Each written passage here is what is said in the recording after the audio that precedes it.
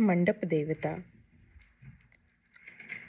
नंदिन्यै नमः नंदिनीम् आवाहयामि, नलिन्यै नमः नलिनीम् आवाहयामि, मैत्रायै नमः मैत्राम् आवाहयामि, उमायै नमः उमाम् आवाहयामि, पशुवर्धिन्यै नमः पशुवर्धिनीम् आवाहयामि, शस्त्रगर्भा भगवत्यै नमः शस्त्रगर्भा भगवतीम् आवाहयामि, अविघ्नसंज्ञकगणपतये नमः अविघ्नसंज्ञकगणपतीन् आवाहयामि, कुलदेवतायै नमः कुलदेवताम् आवाहयामि.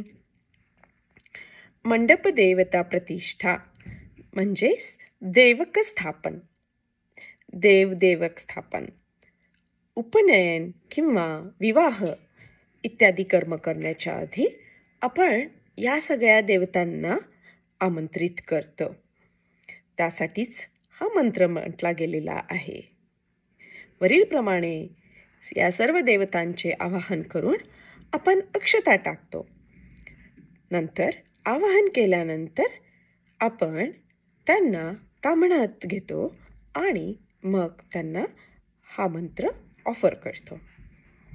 नंदिन्यादि मंडप देवताभ्यो नमः ध्यायामि, नंदिन्यादि मंडप देवताभ्यो नमः आसनं समर्पयामि, नंदिन्यादि मंडप देवताभ्यो नमः पाद्यं समर्पयामि, नंदिन्यादि मंडप देवताभ्यो नमः अर्घ्यं समर्पयामि, नंदिन्यादि मंडप देवताभ्यो नमः आचमनीयं समर्पयामि,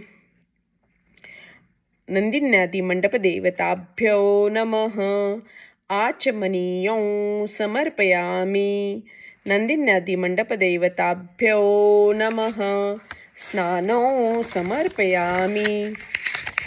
अशा प्रकारे या कुलदेवतांना आपण नंदिनी, नलिनी, मैत्र, उमा, पशुवर्धिनी आणि शस्त्रगर्भा भगवती, अविघ्नसंज्ञक गणपती या सर्व देवतांना आपण क्रमाक्रमाने आसन, पाद्य हे सर्व समर्पण केल्यानंतर सुवासिनींच्या हस्ते सुगंधी तेलचे स्नान घालावे.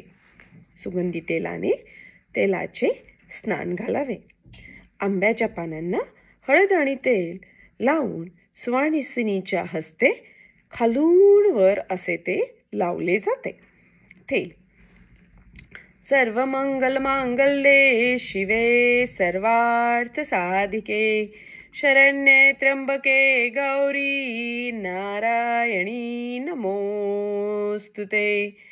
नंदिन्यादि मंडप देवताभ्यो नमः मंगलस्नानं समर्पयामि, नंदिन्यादि मंडप देवताभ्यो नमः शुद्धोदकस्नानं समर्पयामि, नंदिन्यादि मंडप देवताभ्यो नमः शुद्धोदकस्नानं समर्पयामि, नंदिन्यादि मंडप देवताभ्यो नमः वस्त्रं समर्पयामि, नंदिन्यादि मंडप देवताभ्यो नमः चन्दनं समर्पयामि, नंदिन्यादि मंडप देवताभ्यो नमः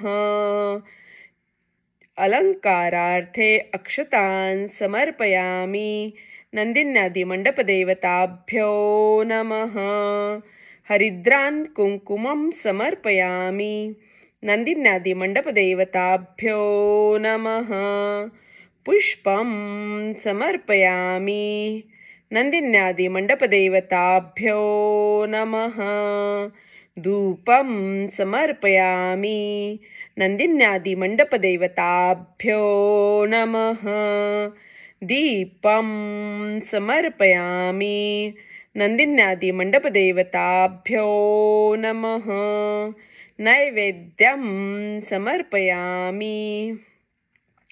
उत्तरापोषणं हस्तप्रक्षालनं मुखप्रक्षालनं करोदवर्तनार्थे चन्दनं समर्पयामि मुखवासार्थे ताम्बूलं सुवर्णपुष्पदक्षिणां समर्पयामि नन्दिन्यादिमण्डपदेवताभ्यो नमः महानीराजनदीपं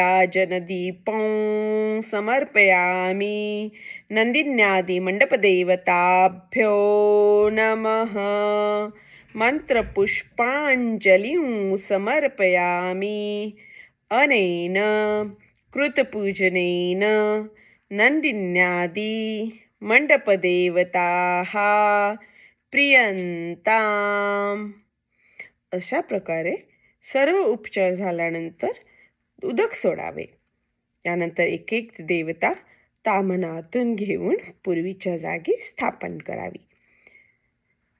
नंदिन्यै नमः नंदिनीं स्थापयामि प्रोक्ष.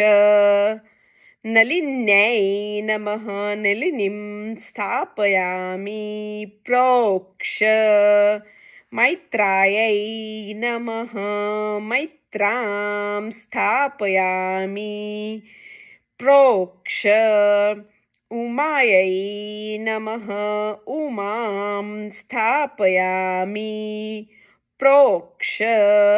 पशुवर्धिन्यै नमः पशुवर्धिनीं स्थापयामि प्रोक्ष. शस्त्रगर्भा भगवत्यै नमः शस्त्रगर्भा भगवतीं स्थापयामि प्रोक्ष. अविघ्नसंज्ञकगणपतये नमः अविघ्नसंज्ञकगणपतिं स्थापयामि कुलदेवतायै नमः कुलदेवतां स्थापयामि प्रोक्ष. असं म्हणून पाणी सोडावे. अशा तऱ्हेने देवतांची स्थापना झाल्यानंतर अविघ्न संज्ञ गणपती पत्नीच्या हातात द्यावा. सूप हे यजमानाने घ्यावे. अशा रीतीने घेऊन विप्रांसह घरात जावे. त्या ठिकाणी चौरंगावर पाटावर सूप ठेवावे. त्यानंतर अविघ्न संज्ञ गणपती त्याच्या जागेवर ठेवावा. घरात जात असताना विप्रांनी मंगलपद्ये म्हणावीत. सर्व मंगल मांगल्ये शिवे सर्वार्थ साधिके शरण्ये त्र्यंबके गौरी नारायणी नमोस्तुते. श्रीनारायणी नमोस्तुते हा मंत्र म्हणावा आणि नंतर सूप घरामध्ये ठेवल्यानंतर त्या ठिकाणी पंचोपचार पूजा करावी. असं हे देवता स्थापक देवदेवकी स्थापन मंडळ अशा प्रकारे केलं जातं. तर लग्न विवाह मुंज असे जे प्रोग्राम असतात, षोडश संस्कारामधले जे प्रोग्राम असतात, त्या सर्व षोडश संस्कार त्यापैकी या संस्कारांच्या आधी आपण असं देवता स्थापन करत असतो. त्याला मंडपस्थापक देवता असे म्हणतात. हे आपल्या शास्त्रामध्ये पौरोहित्याच्या पाठमध्ये याचा उल्लेख येतो आणि लग्न लावण्याच्या विधीच्या आधी तर खूप कॉमनली हे केलं जातं. लग्न काढणे किंवा देवदेवक मांडणे म्हणजेच मंडपदेवता मांडणी. नमस्कार.